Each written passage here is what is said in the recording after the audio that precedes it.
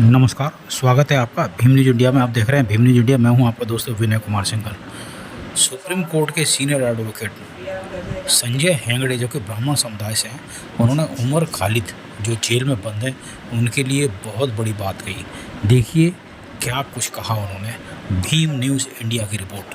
किसी ने कुछ कह दिया था, उसके बाद क्यों 20 किलोमीटर दूर भीमा कोरेगांव में कुछ हुआ तो उसके कारण हुआ। आज ये आलम है कि प्रोसिक्यूशन जो चाहे कह दे कि इनके बोलने से कहीं और दंगा हुआ और उसके कारण अब इन्हें यूएपीए के तहत, इन्हें किसी और सख्त कानून के तहत हमने गिरफ्तार कर लिया और अब जज साहब आप देख लीजिएगा इनका क्या करें। और आप जज साहबों को सॉरी माफ कीजिएगा, और जज साहबों को ये भी बोला जाता है कि आप बेल नहीं दे सकते हैं जब तक आप इस फैसले पे नहीं आते हैं कि बिल्कुल केस बेबुनियाद है और ये अगर आप बेल दे दें ये वापस ऐसी कार्रवाई नहीं करेंगे। तो बेबुनियाद कैसे साबित करें?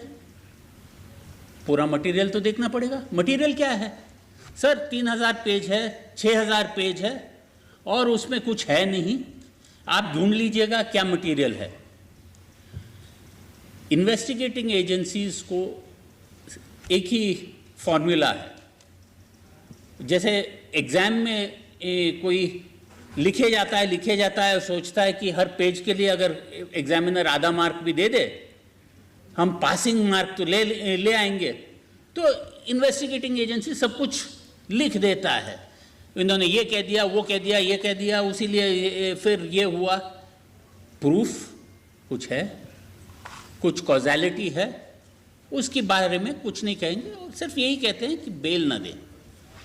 आज के ज़माने में ज़रूरत है संविधान को डिफेंड करने के लिए न सिर्फ वकीलों की, पर शेरदिल जजों की भी ज़रूरत है।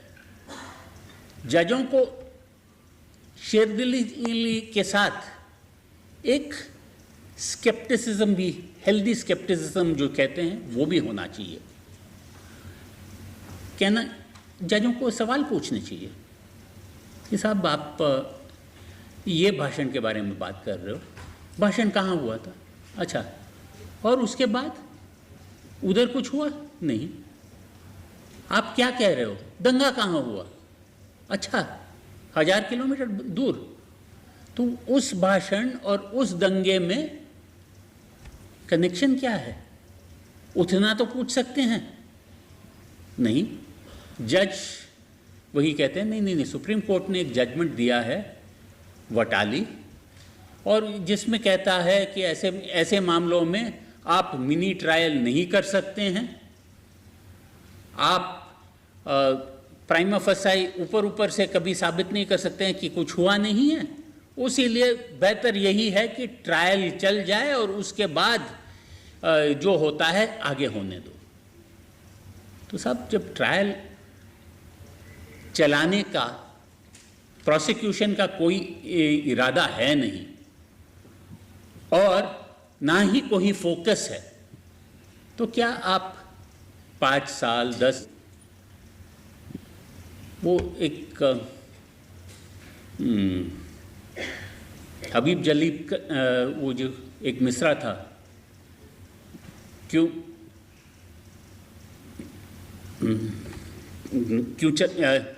जिंदानों से डराते हो तुम?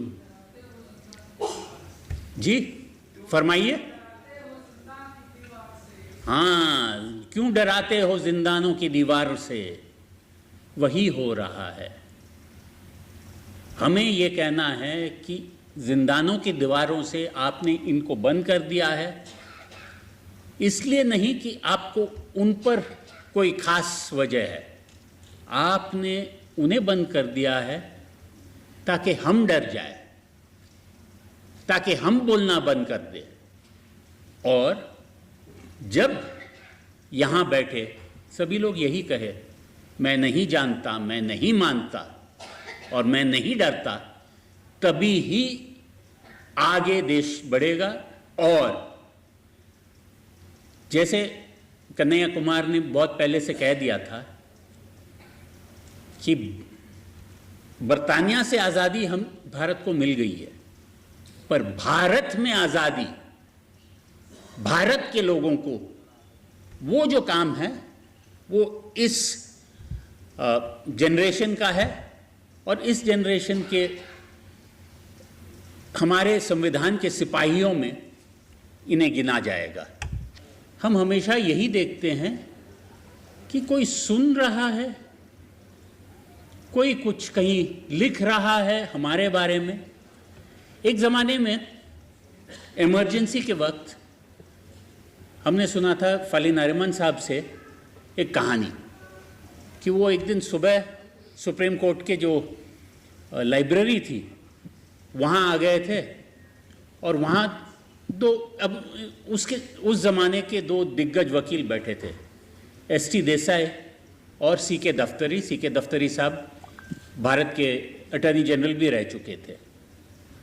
तो देसाई दोनों गुजराती थे और उस वक्त गुजराती भी कभी कभार बोलते थे। तो एस.टी. देसाई साहब ने दफ्तरी साहब को देखा और बोले चंदूभाई बोलो। और दफ्तरी साहब ऐसे ही अपने पाइप को ठीक ठीक करते हुए वापस देखे उन्हें और बोले पहला तमे बोलो, पहले आप बोलिए। उस 2 सेकंड या 2 मिनट की जो ये वार्तालाप में पूरी इमरजेंसी की कहानी है।